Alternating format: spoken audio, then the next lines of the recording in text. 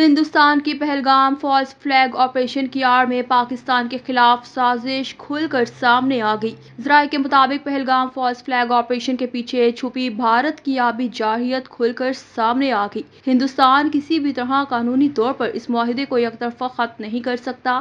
ہندوستان نے اپنا غیر ذمہ دارانہ اور مذموم چہرہ دنیا کو دکھا کر سنتوس معاہدے کو غیر قانونی طور پر یک طرفہ معطل کر دیا۔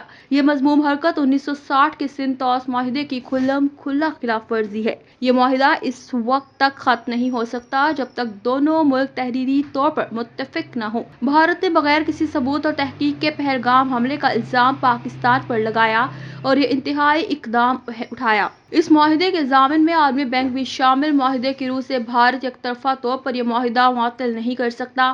انٹرنیشنل واٹر ٹریٹی بین الاقوامی سطح پر پالیسی اور ضمانت شدہ معاہدہ ہے۔ انٹرنیشنل معاہدے کو معطل کر کے بھارت دیگر معاہدوں کی ضمانت کو مشکوک کر رہا ہے۔